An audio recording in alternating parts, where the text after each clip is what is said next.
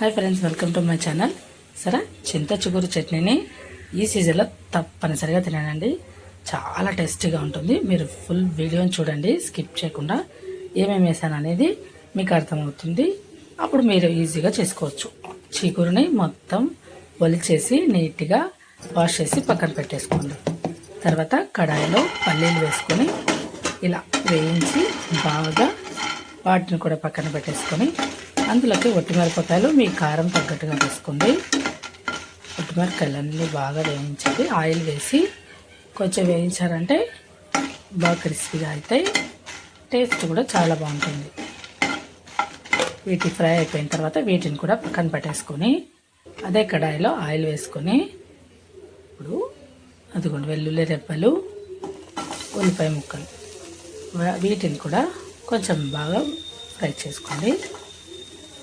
సరిగ్గా చిన్నగా కట్ చేసుకున్నవి లాస్ట్లో పచ్చడి అయిన తర్వాత వేస్తాము.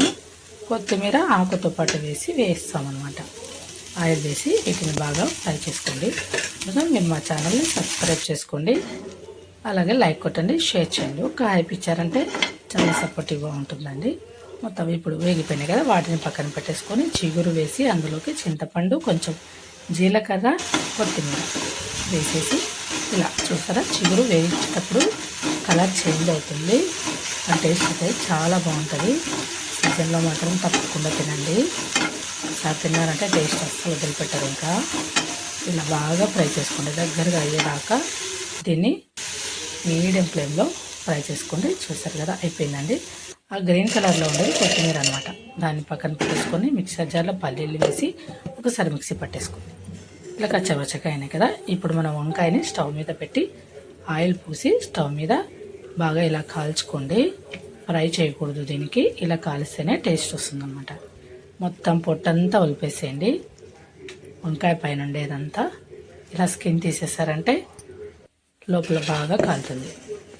అంతా తీసేసి దాన్ని కూడా మిక్సర్ జార్లోకి వేసేసుకుందాం. ఇప్పుడు వంకాయని పీసెస్ లాగా కట్ చేసుకొని దాంట్లో ఏమైనా ఉంటే తీసేసుకొని అంతా వేసేసుకోండి. తర్వాత ఒకటి వేసేసుకుందాం. ఇప్పుడు వేయించిన చింతాకు దీన్ని లాస్ట్లో అయినా వేసుకొని పచ్చపచ్చగా గ్రైండ్ చేసుకోవచ్చు, లేదంటే ఇలా అయినా చేసుకోవచ్చు.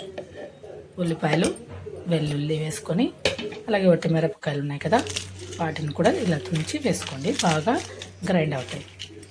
మొత్తం అన్నింటినీ వేసేసి కొంచెం సాల్ట్ వేసుకోండి, రుచికి తగినంత సాల్ట్. అలాగే చక్కెర కొంచెం వేసారంటే టేస్ట్ చాలా చాలా బాగుంటుంది. అంతే, మిక్సీ పట్టేసాం కదా. ఇప్పుడు ఫైన్గా కాకుండా ఇలా కచ్చాపచ్చగా కట్టాలి. అప్పుడు టేస్ట్ చాలా బాగుంటుంది అన్నమాట. ఇప్పుడు మొత్తం అయిపోయింది కదా, దాన్ని మొత్తం మనం బౌల్లోకి వేసేసుకుందాము. బౌల్లోకి వేసుకొని పైన ఉల్లిపాయ ముక్కల్ని చిన్నగా కట్ చేసుకొని పైన వేసారంటే టేస్ట్ చాలా బాగా వస్తుంది. ఇలా వేసేసుకోండి. నేను గార్నిష్ కోసం వేసాను, మామూలుగా వేసి కలుపుకోవచ్చు అనమాట.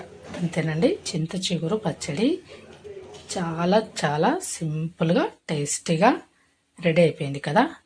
మీరు కూడా ట్రై చేయండి ఎలా ఉందో.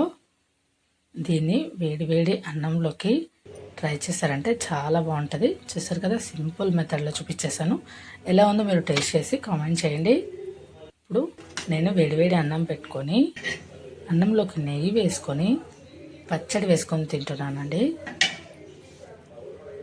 ఇలా చూసారు కదా, చాలా చాలా టేస్టీగా ఉంటుంది. మీకు కూడా కావాలా అయితే ట్రై చేయండి.